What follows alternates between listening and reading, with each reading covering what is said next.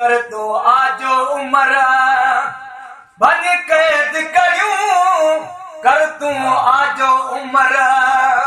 भन कैद करियूं मिला मारन सां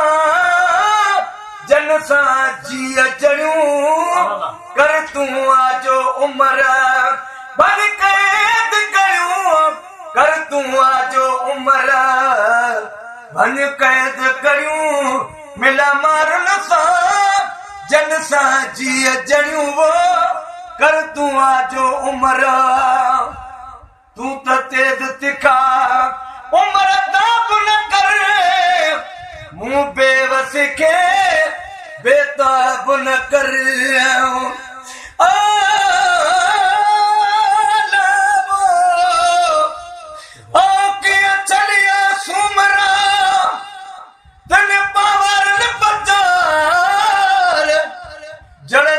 जी जान में लगी रियलो हार मैं को मोहब्बत सदियूं हिरे मजार भेट जो घोट लतीफ जे पखाए पवार डिठे मुडी हथिया सुभान अल्लाह तू त तेज तिखा उमर दाब न करे मुंह बेवस के बेताब न करे समझ भेण सकिए आजाब न करे समझ भेण सकिए आजाब न करे मुझो अर्श बुझने तू रोज रड़ियूं वो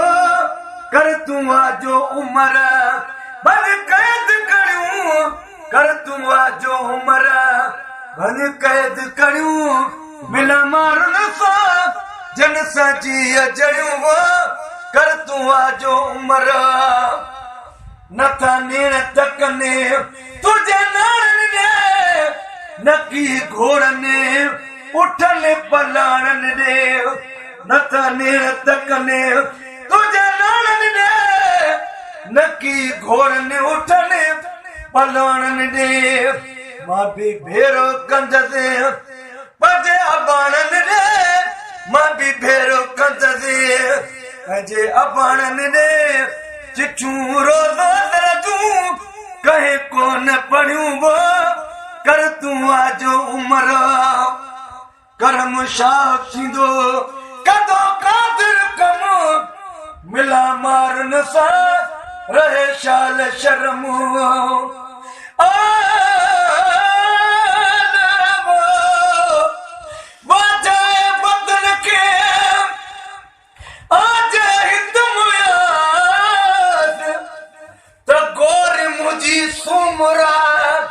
किच पवारन पास निजा नालड़े ने हजी निजा नालड़े ने हजी मजा वलड़न वास भेट जो घोट लतीफ जे ओ मुयाई जियास जे वने मरु मलहीर दे पर मारवड़न मेरा मारवड़न मेरा मुझे मार में मेरा कपड़ा उठी आधी रात जो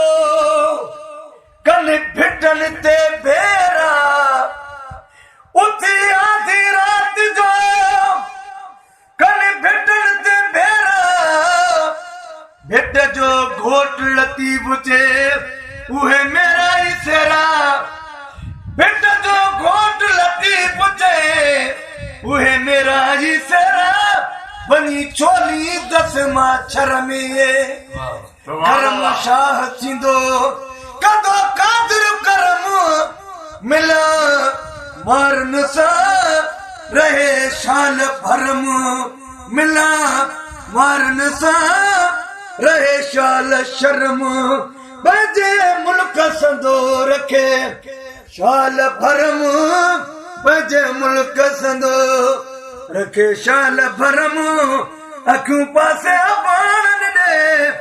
आहिनि जड़ियूं वो कर तू आजो उमर अखियूं पासे अबाणन दे आहिनि अड़ियूं वो कर तूं आजो उम्र बन कैद करूं कर तूं आजो उम्र बन कैद करूं